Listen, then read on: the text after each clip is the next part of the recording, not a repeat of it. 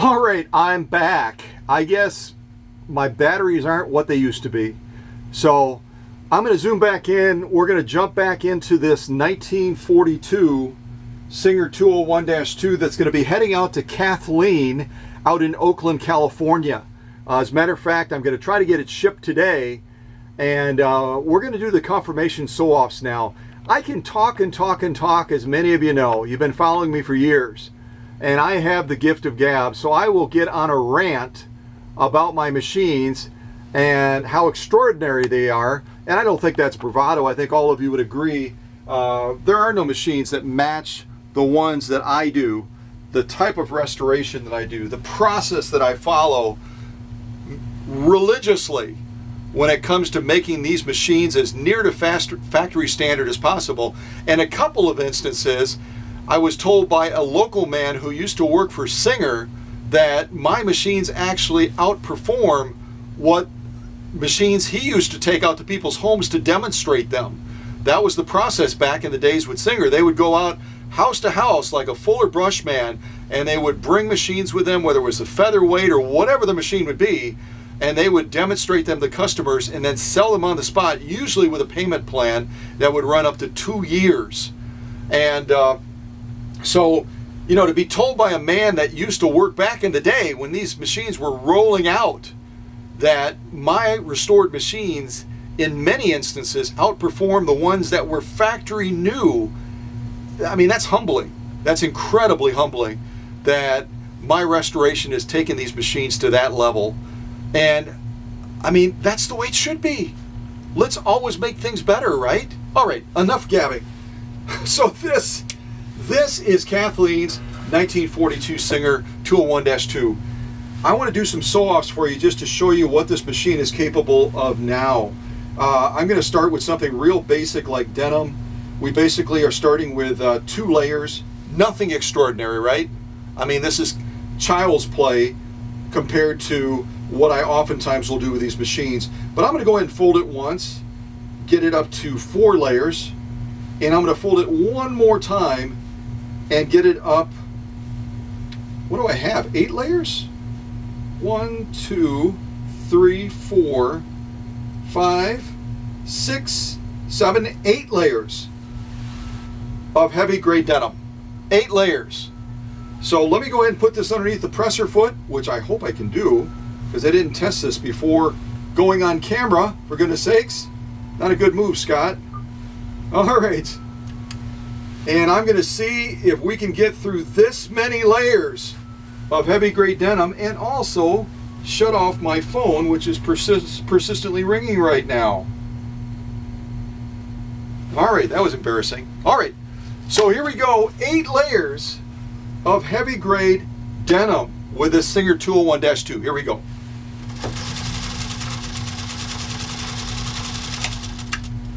Wow, that was a challenge, huh?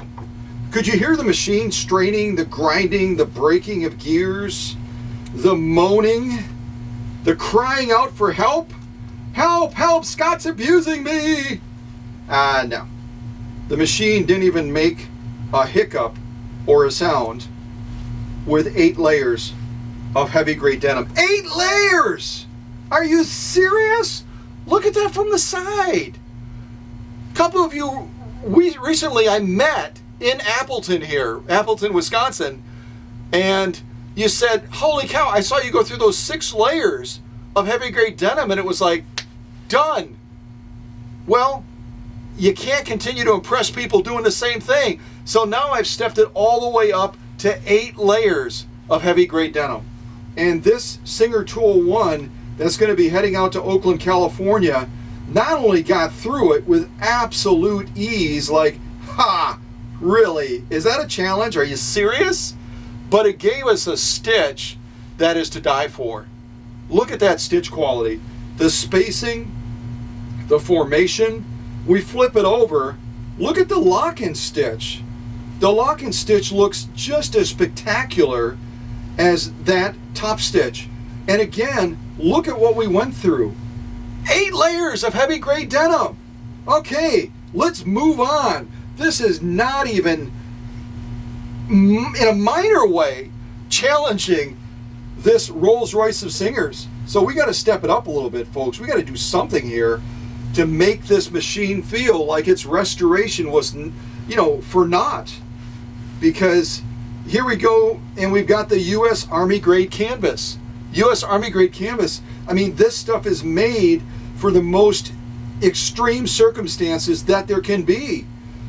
Field duty, and any of you that have served in the U.S. military know anything about the military. I mean, when you're out there doing what you do as a soldier, as a Marine, as an airman, whatever it is, man, oh man, you are going to push anything you have as far as equipment to the max. I mean, you are going to test it in every respect. So they make this canvas to stand up against every extreme situation possible. And we are going to now set up this Singer 201-2 for every situation and every extreme possibility that it might encounter out in Oakland, California. So we're starting with 2 layers of this U.S. Army grade canvas. I'm going to go ahead and fold it in half. That takes us up to 4. I'm going to fold it one more time. I'm not joking, folks. I'm going to fold it one more time, get this little fluff off of it, and we are all the way up to 8 layers of U.S. Army grade canvas. You heard me, 8 layers. All right, let's get it underneath the presser foot and see what this incredible Rolls-Royce of singers can do with a task like this that would send practically any machine to the workshop, and it would just be crying, moaning, and going, I can't believe what they did to me. Well, you know what? This machine isn't going to be crying. It's not going to be moaning. It's going to be laughing all the way down this sew-off. You watch. The proof is underneath the presser foot. Here we go. 8 layers.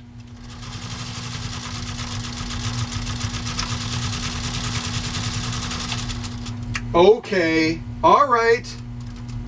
All right. Tell me about the sounds you heard. I heard the purring of a kitten. I heard the sound of a machine that said, bring it on, buddy. Not even close to a challenge.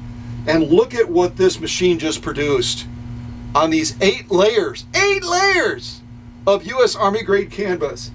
This machine just produced a perfect stitch.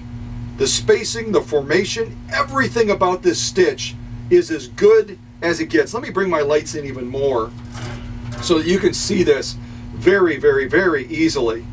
You know what? I am so impressed with this stitch quality, and I guess I shouldn't be because I know the process I take these machines through, but it continues to impress me with when you restore a machine properly at the level that I do. Look at that.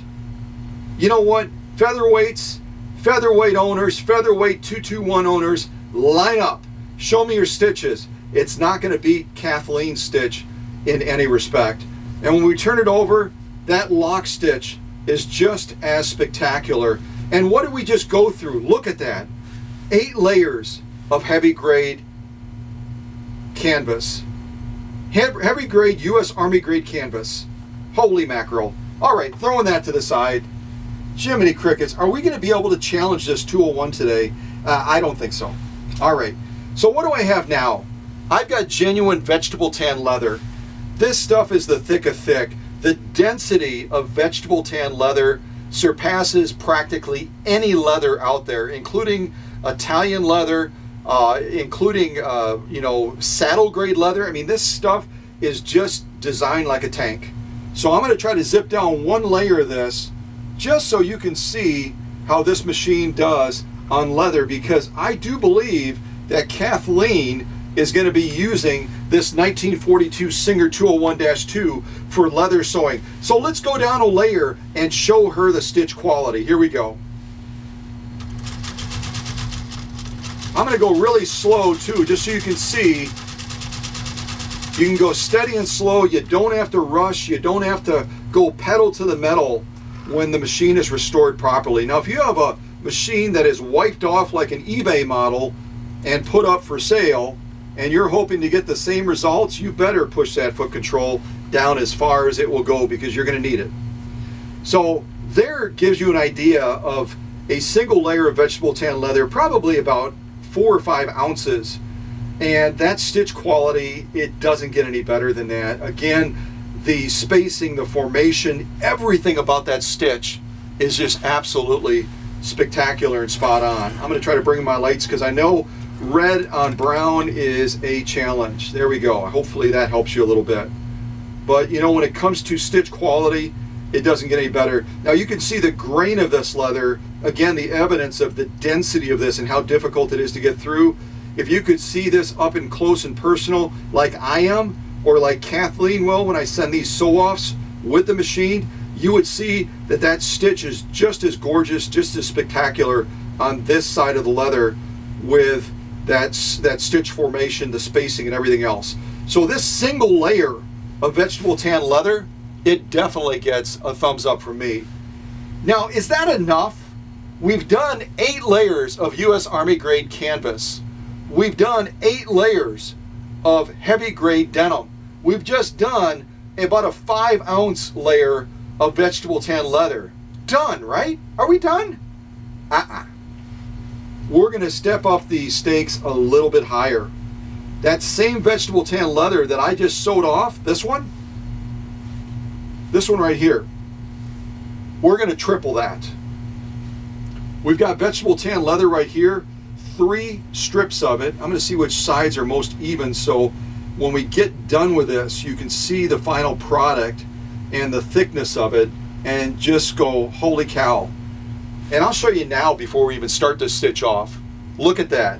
If I were to take my special little caliper and measure that thickness, let's see here if we can get it. You're looking at about 5 millimeters of leather. That's the equivalent of probably about 14 to 16 ounces of leather. And we're not talking a basic leather, we're talking vegetable tan leather, the thick of thick, incredibly difficult to get through. Well, unless you've got this machine. So Kathleen, watch close, don't panic. I promise you, your machine will suffer not, and we'll get through this like a hiccup. All right, you ready? Lay this down nice and flat. We've got about 14 to 16 ounces of vegetable tan leather here, 3 layers, over 5 millimeters of thickness. Here we go.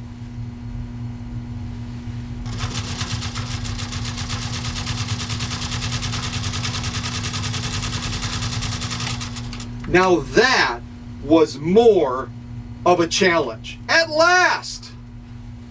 At last! My start was slow, but once we got into that leather and started that machine rolling, you could hear it. It was just plugging through it. And we could have gone higher than that if we wanted to, but what's the point? We'll be here all day long. So look at that stitch quality. Again, we're talking about 14 to 16 ounces of vegetable tan leather. We're talking about over 5 millimeters of thickness. I mean, this is crazy to do this on a machine. It just is. Unless it's been on this workbench, plain and simple.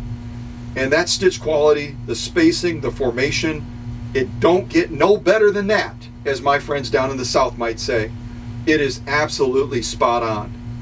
And if we turn it over, again, red on brown is pretty tough, but if I pull it way back, that stitch quality is absolutely spectacular in every respect. I mean, it's just spot on. It's amazing the density and the thickness of this. Look at it again. And yet, when the machine quality is like this, original owner machine, properly restored to the extent that I do, you can go through this much leather, vegetable tan leather, and have a stitch that is undaunted. And yet you could do a light piece of garment leather on some of the machines today you can buy at your retailers, and that stitch quality will be nothing compared to this. So Kathleen, your 1942 Singer 201-2 gets my stamp of approval.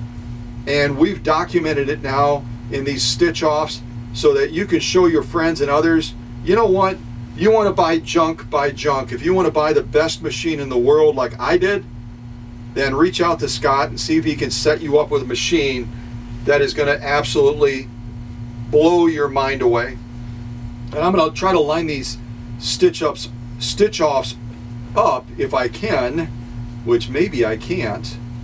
See if I can cheat a little bit. I'll use my box here to kind of reinforce them. Maybe that'll work, maybe it won't, but I'll give it a try.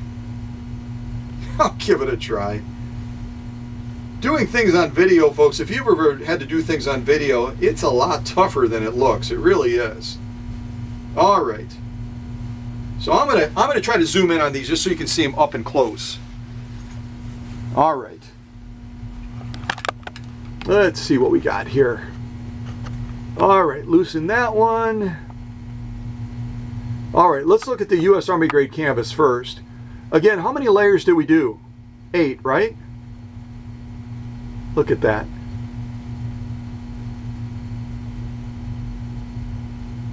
Holy cow. Oh, I love it. Don't you love victory? Victory is sweet. It doesn't come without a lot of work, though. Think about the Olympic athletes. I mean, they train how many years for that one moment? And like an Olympic athlete, here I am. You know, I've got this one moment to show you what this 201-2 properly restored can do. And it's either victory or defeat, man. And we definitely had victory. There's our denim right there. 8 layers of that as well. Holy mackerel. All right, I'm going to zoom out. You've seen enough. Holy cow. What fun is that? That is fun. It just is. That's absolutely fun. To have an outcome like that after how many weeks of work on this machine, and you can finally see the fruits of your labor evidenced on the screen for all the world to see what a properly restored Singer 201-2 can do. Anyone that sells a 201-2 that is not operating as it should be ashamed. I mean, this is the Rolls Royce of Singers. That's why Kathleen, as a brand new sewer, said, I don't want to do it half-cocked. I want to do it right. I want to do it, I want to do it right and get things set up so that I can become an experienced, extraordinary sewer over years and maybe even develop a business through this. So I want the best machine possible. And my research tells me the only place to get it is from Scott's Workbench. And many of you others have come to that decision as well. Now, that's not to say there aren't people out there trying to restore machines, but I'll tell you one thing. I've talked to some of those people. I've also received some of their machines. I bought them from them, through eBay and other places earlier on. And when I start to go through those machines, it's like, I don't think these people know a thing about sewing machines. The things that they've missed, just like that video I did, Buyer Beware, it's evident that people see these as a lucrative enterprise and they're willing to cut every corner possible to keep their costs down, not invest the time, not learn these machines properly. And that includes some technicians. I've had machines come to me that were serviced by professional technicians, and the machines have been made worse because vintage machines are a very, very persnickety type machine. They need special care, they need special knowledge, and a lot of folks don't have that. So as you're sitting back, kind of like that last contest I did for the USS Enterprise, and many of you probably said to yourselves, I'm going to jump into this. This is fun. I love Star Trek. I'm going to jump into this and win this really cool pewter mobile. And then the contest finishes and there's only 2 people that actually submitted something. It was really kind of discouraging, I'll be honest with you, because I thought, I went out of my way to find something really cool after there was such a neat response about, my new magnifiers and how that made me look like one of the Star Trek characters, and then no one jumped into the contest. So, get into things, have fun, be a part of the channel. It's kind of my lifeblood and what keeps me going as I do what I do. Seeing that response, seeing people excited, seeing people post, and many of you do, and I'm grateful for that. But there's so many more sitting back in the wings that, just kind of watch and, recently went to see the new Winnie the Pooh movie, and they're kind of like Eeyore a little bit. They're like, well, I guess I might post something soon, but not right away. And if I'm talking to you, then prove me wrong. Next contest I do or the next post I do, jump all over it and have fun and share your ideas, share your input. That's the only way that this YouTube channel and the Facebook business page is going to get better. It's not just through me and my ideas, it's what you share. So get involved. No more Eeyore. Okay? Thanks for being a subscriber. And Kathleen, your 201-2 is heading your way.